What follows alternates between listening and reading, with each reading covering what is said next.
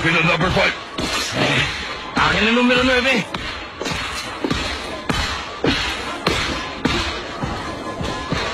Ginagamit ang show ko ng man-to-man defense. Yan ang ginamit nila sa lahat ng naunang laban. Tama ka. Sa palagay ko, tama ang desisyon ng Shoko na mag-man-to-man. Pero ang problema niya, ay ang punto. Mas matangkad si Maki ng 16 centimeters at mas mabigat ng 20 kilos kaysa kay Miyagi. Malaki ang agwat ni Maki. Hindi siya kaya ni Miyagi. Aksa mo! Madali nakakagawa si Maki ng overhead pass! Sakay na na munang putos! Ha? Captain! Nice one, Gary! Nice, Gary! Magaling mo talaga, kuya! Sugod! Fast break!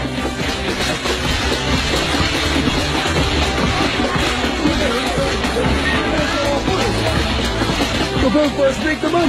Nagkakataon na ng show ko! Mabilis silang tumakbo. Malaki ang nagagawa niyan para sa Shoko. Magaling sila sa tinatawag na run and gun offense. Galingan niyo ang Shoko!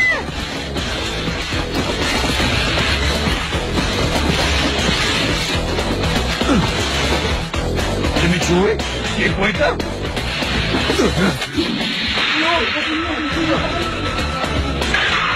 Toto!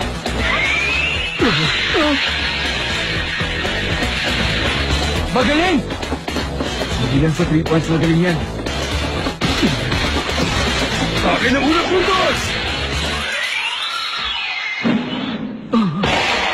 Maki! Maki!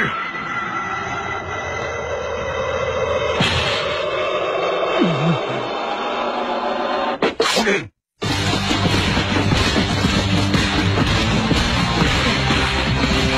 Ready na, pre! Mag-iingat kayo sa kanila! 2-1-2!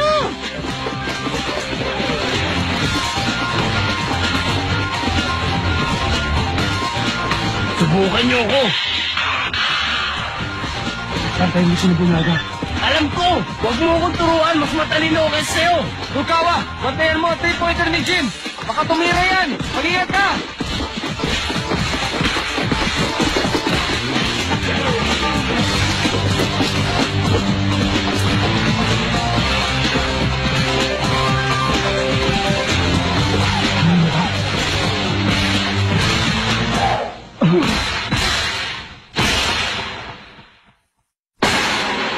Nice pass, pre! Hindi mo kaya unggoy! Ito na! Ito ang tinuro sa allegory! Fly Swatter!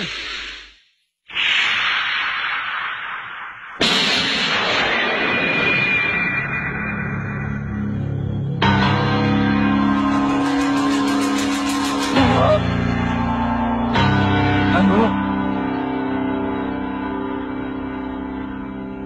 Bakit?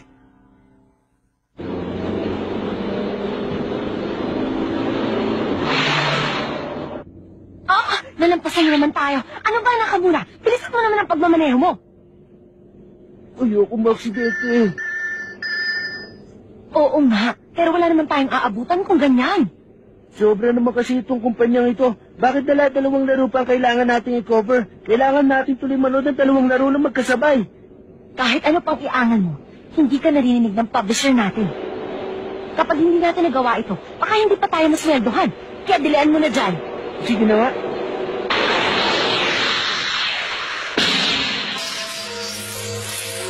Ikyota Nobunaga.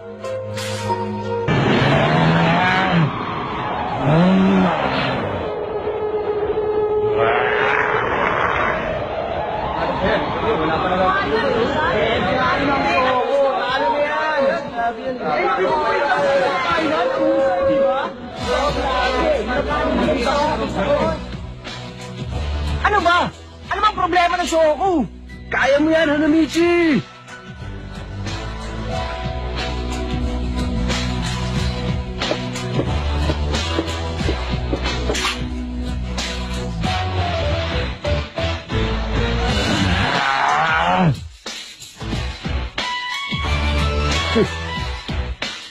Kakasar siya. Kung sa laban niyo sa Shoyo, ano ba pararamdam mo nung makadakdak ka, pre? Alam niyo palang sikat ako. Hindi mo maintindihan yun.